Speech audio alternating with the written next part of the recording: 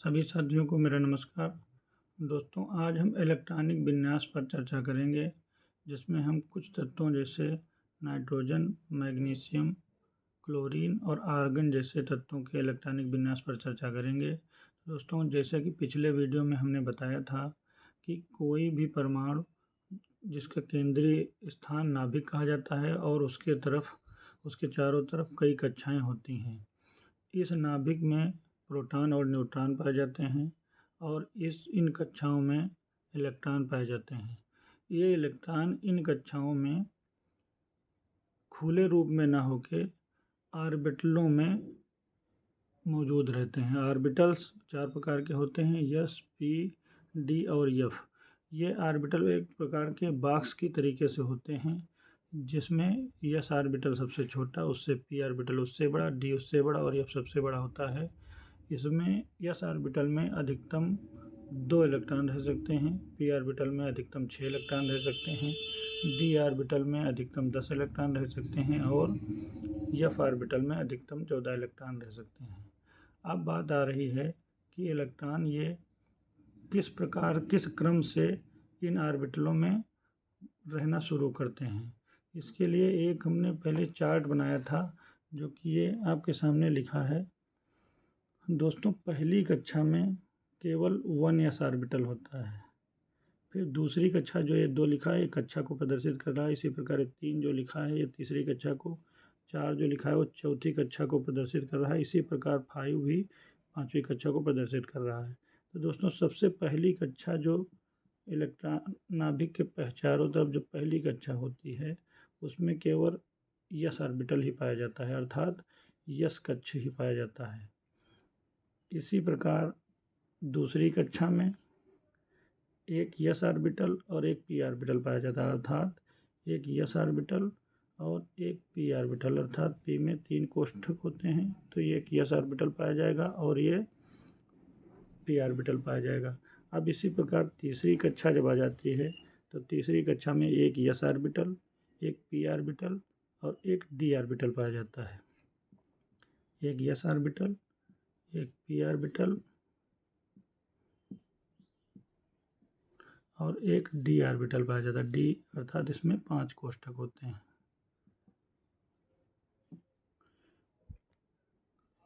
इसी प्रकार दोस्तों, जो चौथी कक्षा है अर्थात 4, जिसके आगे लिखा है, इसमें 4 प्रकार के ऑर्बिटल पाए जाते हैं: एस, पी, डी, एफ। और यस ऑर्बिटल पाया जाएगा, एक पी ऑर्बिटल पाया जाएगा, एक डी ऑर्बिटल पाया जाएगा और एक एफ ऑर्बिटल पाया जाएगा। ये आपकी चौथी कक्षा की बात है। 1 2 3 4 5 6 7 ये एफ ऑर्बिटल पाया जाएगा। अब चूँकि ऑर्बिटल 4 ही प्रकार के होते हैं, तो अब आगे की जितनी भी कक्षाएं होंगी, चौथी, 5वीं या 6ठी, इन सारी कक्षाओं में वही एस, पी, डी और एफ ऑर्बिटल ही पाए जाएंगे। अर्थात बस इसमें होता क्या है दोस्तों, इलेक्ट्रॉन जो रहना शुरू करते हैं वो सबसे कम एनर्जी के ऑर्बिटल में रहना शुरू करते हैं और बढ़ती हुई एनर्जी के हिसाब से आगे बढ़ते हुए चले जाते हैं। तो दोस्तों, पिछले वीडियो में हमने एक क्रम बताया था कि किस प्रकार सबसे कम एनर्जी का ऑर्बिटल कौन सा होता है, उसके बाद उससे अधिक एनर्जी का ऑर्बिटल कौन सा होता है। तो ये क्रम होता है। चाहे तो ये बहुत आसान है, कोई लिखने में बहुत टाइम नहीं लगता है, बार बार भी बना सकते हैं। बाकी अगर एक क्रम बनाना है तो देख लीजिए: 1s, 2s, 2p, 3s। तो यहाँ पे सबसे कम एनर्जी का ऑर्बिटल है 1s, अर्थात पहली कक्षा का यस ऑर्बिटल। फिर उसके बाद दूसरे नंबर पे आता है 2s। इसकी एनर्जी इससे अधिक होती है। फिर उसके बाद फिर आता है ऑर्बिटल 2p, अर्थात दूसरी कक्षा का पी ऑर्बिटल की एनर्जी इससे अधिक होती है। इस प्रकार बढ़ती हुई एनर्जी के हिसाब से ये ऑर्बिटल होते हैं। यहाँ पे आपका 3p हो जाएगा, फिर आपका 4s हो जाएगा। इसी प्रकार से बढ़ते हुए 4s के बाद 3d, 3d के बाद 4p, 4p के बाद 5s। इस प्रकार ये क्रम बन जाता है एनर्जी का बढ़ता हुआ क्रम, अर्थात इस ऑर्बिटल की एनर्जी, इलेक्ट्रॉन की एनर्जी सबसे कम, उससे ज़्यादा इसकी, फिर उससे ज़्यादा 2p की, फिर उससे ज़्यादा 3s की। इस प्रकार एक क्रम बनता चला जाता है, जो कि हमें थोड़ा बहुत याद भी रख लेना है। बाकी अगर कहीं भी भूल जाएं तो ये चित्र बना के पहली कक्षा में 1s 2s 2p 2 बार हो जाएगा, तीसरी कक्षा में 3 बार, चौथी कक्षा में 4 बार 4s 4p 4d 5f। चूँकि उसके बाद कोई ऑर्बिटल अधिक होते नहीं हैं तो यहाँ पे 5 तो हो नहीं जाएंगे, तो 4s 5s 5p 5d 5f। इसी प्रकार 6 में भी 4 ऑर्बिटल हो जाते हैं।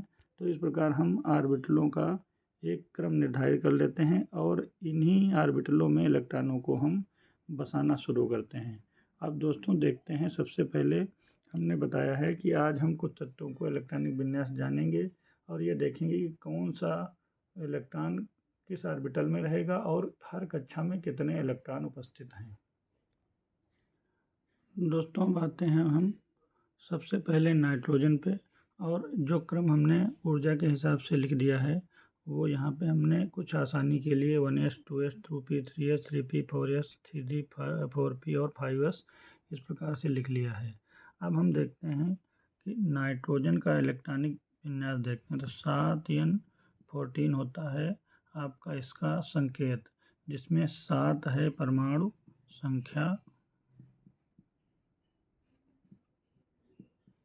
संख्या और यह है परमाणु भार।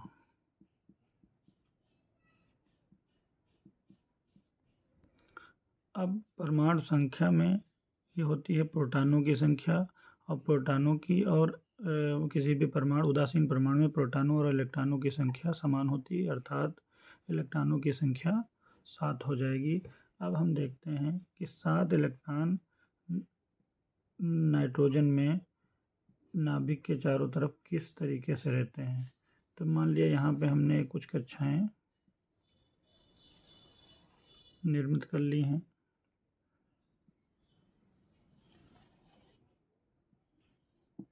अब देखते हैं सबसे पहले कि 7 इलेक्ट्रॉन हैं, तो हमने बताया कि सबसे पहले 1s, पहली कक्षा में केवल एक यस ऑर्बिटल होता है, पहली कक्षा में 1s, और दूसरा क्रम है 2s, दूसरी कक्षा में 2s और 2p होते हैं। तो यहाँ पे देखिए ये दूसरी कक्षा में 1 ये यस है, ये भी यस है, बस कक्षा के हिसाब से इसको 1s लिख दिया गया, इसको 2s लिख दिया गया है। और इसी दूसरी कक्षा में p ऑर्बिटल भी पाया जाता है। तो अब देखते हैं दोस्तों, सबसे पहले सबसे कम एनर्जी में इलेक्ट्रॉन भरे जाएंगे। तो सबसे कम एनर्जी वाले बॉक्स है 1s, अर्थात यहाँ पे सबसे पहले, चूँकि यहाँ पे अधिकतम 2 इलेक्ट्रॉन रह सकते हैं, अर्थात पहला इलेक्ट्रॉन और दूसरा इलेक्ट्रॉन इस कक्षा में इस ऑर्बिटल में आ जाएगा। तो यहाँ पे हम संकेत के लिए 2 लिख देते हैं। अब अभी चूँकि हमारे पास इलेक्ट्रॉनों की संख्या है 7 और अभी 2 ही इलेक्ट्रॉन इसमें उपस्थित हो पाए हैं, तो अब हम आते हैं, चूँकि इस कक्षा में कोई इलेक्ट्रॉन या ऑर्बिटल नहीं है, तो अब आते हैं हम दूसरी कक्षा में उससे अधिक एनर्जी वाले ऑर्बिटल में। तो यहाँ पे देखिए 2s ऑर्बिटल उससे थोड़ा अधिक एनर्जी वाला है, तो इसमें भी अधिकतम हम 2 इलेक्ट्रॉन रख सकते हैं। तो यहाँ पे तीसरा इलेक्ट्रॉन है, चौथा इलेक्ट्रॉन, अर्थात यहाँ पे भी हम 2 इलेक्ट्रॉन लिख देंगे। अब हमारे पास 4 इलेक्ट्रॉन अपने ऑर्बिटलों में पहुँच चुके हैं। अब बचे हैं 3 ऑर्बिटल और 3 इलेक्ट्रॉन, और हमारे पास अभी ये उसके बाद 2p का ऑर्बिटल है, 2p अर्थात दूसरी कक्षा का p ऑर्बिटल है। तो इसमें हम तीन बॉक्स हैं, 3 बॉक्सों में 3 इलेक्ट्रॉन आसानी से रख सकते हैं, चूँकि इलेक्ट्रॉन सबसे पहले सिंगल रूप में उपस्थित हो सकते हैं। तो यहाँ पे ये चौथा 5वां इलेक्ट्रॉन, फिर 6ठा इलेक्ट्रॉन और फिर 7वां इलेक्ट्रॉन उपस्थित हो जाएगा, और हमारे 7 इलेक्ट्रॉन अपनी ऑर्बिटल्स में पहुँच जाएंगे। तो यहाँ पे ये 2p3, अर्थात चूँकि यहाँ पे 3 ही इलेक्ट्रॉन थे तो 3 ही रखने हैं। तो इस प्रकार हमारा नाइट्रोजन का इलेक्ट्रॉनिक विन्यास आ जाता है 1s2 2s2 और 2p3। तो हम देख सकते हैं कि पहली कक्षा जो कि K बोली जाती है, ये ये कक्षा के, एल, एम, इस प्रकार से कक्षाओं का नामकरण होता है, के, एल, एम, एन। तो यहाँ पे पहली कक्षा में 2 इलेक्ट्रॉन हैं, दूसरी कक्षा में 2 और 3 5 इलेक्ट्रॉन हैं, अर्थात नाइट्रोजन का इलेक्ट्रॉनिक विन्यास 2,5 हो जाएगा, अर्थात पहली कक्षा में 2 और दूसरी कक्षा में 5 इलेक्ट्रॉन उपस्थित होंगे। दोस्तों अब हम आते हैं मैग्नीशियम का इलेक्ट्रॉनिक विन्यास ज्ञात करने के लिए। तो सबसे पहले देखते हैं कि मैग्नीशियम का संकेत है 12 Mg24 परमाणु भार है, जिसका हमें इलेक्ट्रॉनिक विन्यास से कोई लेना देना नहीं है। तो अब हम देखते हैं कि 12 परमाणु क्रमांक होता है, परमाणु क्रमांक अर्थात प्रोटॉनों की संख्या, और उदासीन परमाणु में प्रोटॉनों की संख्या और इलेक्ट्रॉनों की संख्या समान होती है, अर्थात यहाँ पे मैग्नीशियम में हमें 12 इलेक्ट्रॉन प्राप्त होते हैं। अब हम देखते हैं कि ये 12 इलेक्ट्रॉन नाभिक के चारों तरफ किस तरीके से रहते हैं। तो जैसा कि हमने बताया है कि पहली कक्षा में, इस चित्र को देख सकते हैं, पहली कक्षा में केवल s ऑर्बिटल होता है, दूसरी कक्षा में 2p और 2s और 2p ऑर्बिटल रहते हैं। इसी प्रकार तीसरी कक्षा में s, p और d, ये 3 प्रकार के ऑर्बिटल रहते हैं। तो दोस्तों हम सबसे पहले यहाँ पे पहली कक्षा में एक ऑर्बिटल s बना लेंगे। ये सिर्फ आप समझने के लिए है, बाकी ये बनाने की कोई आवश्यकता नहीं है। आप सामान्य तरीके से भी इलेक्ट्रॉनिक विन्यास ज्ञात कर सकते हैं, लेकिन यहाँ पे समझने के लिए थोड़ा देख लेते हैं। पहली कक्षा में s ऑर्बिटल पाया जाता है, दूसरी कक्षा में s और p ऑर्बिटल पाए जाते हैं। p ऑर्बिटल में 3 कोष्ठक होते हैं, s ऑर्बिटल में 1 कोष्ठक होता है। अब तीसरी कक्षा में s, 3s, 3p और 3d पाए जाते हैं, अर्थात यहाँ पे एक s ऑर्बिटल पाया जाएगा, एक p ऑर्बिटल पाया जाएगा और एक d ऑर्बिटल पाया जाएगा। अब हमने तीनों कक्षाओं में s, p और d ऑर्बिटल, तो जैसा कि हमने चित्र से समझाया था, या इस प्रकार देख लीजिए कि पहली सबसे कम एनर्जी पहली कक्षा के इलेक्ट्रॉन में होती है, फिर उससे कम एनर्जी दूसरी कक्षा के इलेक्ट्रॉन में, लेकिन यहाँ भी अपवाद हो जाते हैं। इसलिए एनर्जी को समझने के लिए ये क्रम आपको याद रखना जरूरी है। क्योंकि यहाँ पे देखिए ये 3d तीसरी कक्षा का ऑर्बिटल है और 4s से चौथी कक्षा का ऑर्बिटल। तो कक्षा के हिसाब से अगर देखेंगे तो एनर्जी चौथी कक्षा की ज़्यादा होनी चाहिए, तीसरी कक्षा के ऑर्बिटल की कम होनी चाहिए। लेकिन यहाँ पे देखिए 4s ऑर्बिटल की एनर्जी कम है और 3d ऑर्बिटल की एनर्जी अधिक है, इसलिए इस क्रम को ध्यान रखना है। वो भी क्रम इससे प्राप्त किया गया है, ये बहुत कोई कठिन काम नहीं है, याद रख सकते हैं। तो अब देखते हैं 12 इलेक्ट्रॉनों को हमें बसाना है। तो सबसे पहले हम 1s पहली कक्षा के उसमें बसाते हैं। तो यहाँ पे 12 इलेक्ट्रॉनों को हमें बसाना है।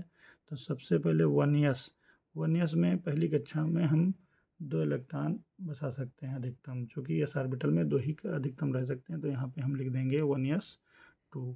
अब दूसरे नंबर पे है 2s, अर्थात ये s वाला ऑर्बिटल भरा जाएगा। तो यहाँ पे हम लिख लेते हैं 2s, और इसमें भी अधिकतम 2 इलेक्ट्रॉन रह सकते हैं। तो ये हो जाएगा 2s2। अब उसके बाद नंबर आता है 2p, अर्थात दूसरी कक्षा के p ऑर्बिटल को भरने के लिए। तो p ऑर्बिटल में अधिकतम 6 इलेक्ट्रॉन रह सकते हैं। तो अभी हमारे पास 2, 2, 4 हुए हैं, अर्थात अभी 8 इलेक्ट्रॉनों को हमें ऑर्बिटलों में रखना है। तो अभी तो हम 6 इलेक्ट्रॉन मैक्सिमम इसमें रख सकते हैं। और सबसे पहले ये इलेक्ट्रॉन ऐसे बसते हैं कि एक ही तरफ उनका स्पिन होना चाहिए। फिर ये हो जाएगा 5वां, फिर 6ठा, फिर 7वां इलेक्ट्रॉन, उसके बाद फिर उल्टा 8वां, 9वां और 10वां। अभी भी आपके पास 12 हैं चूँकि, तो 10 इलेक्ट्रॉन बसाए जा चुके हैं। अब हम देखते हैं कि यहाँ पे एनर्जी के हिसाब से अब तीसरी कक्षा के s ऑर्बिटल में इलेक्ट्रॉनों को भरना है। तो यहाँ पे देखिए सबसे पहले इस चौथी कक्षा में तो 3 ऑर्बिटल हैं, लेकिन सबसे पहले तीसरी कक्षा में तो इसमें यही s ऑर्बिटल भरा जाएगा। तो यहाँ पे 2, 2, 4, 6, 10 हो गए हैं, और चूँकि हमें 12 इलेक्ट्रॉनों को बसाना है तो यहाँ पे हम मैक्सिमम 2 इलेक्ट्रॉन और बसा देंगे। तो अर्थात यहाँ पे हो जाएगा 3s2। अब हमें ऑर्बिटलों के हिसाब से इलेक्ट्रॉनिक विन्यास प्राप्त हो गया है। तो अब देखते हैं कि वो पहली कक्षा में 2 इलेक्ट्रॉन, दूसरी कक्षा में देखिए 2s में 2 हैं, 2p में 6 हैं तो 2 और 6 8 इलेक्ट्रॉन हो जाएंगे, और तीसरी कक्षा में 2 इलेक्ट्रॉन हो जाएंगे। अर्थात Mg का इलेक्ट्रॉनिक विन्यास पहली कक्षा में 2, दूसरी कक्षा में 8 और तीसरी कक्षा में 2 इलेक्ट्रॉन हो जाएंगे। यहाँ चित्र से भी देख सकते हैं कि पहली कक्षा में 2 इलेक्ट्रॉन हैं, दूसरी कक्षा में 2 और 6 8 इलेक्ट्रॉन हैं, और तीसरी कक्षा में 2 इलेक्ट्रॉन हैं। ये यस और पी और डी ऑर्बिटल खाली हैं अभी, चूँकि इलेक्ट्रॉन उतने मौजूद नहीं हैं। तो ये हो जाएगा Mg का इलेक्ट्रॉनिक विन्यास 2 8 2। दोस्तों, अब ये 2 अन्य इलेक्ट्रॉनिक विन्यास की चर्चा हम अगले वीडियो में करेंगे। धन्यवाद।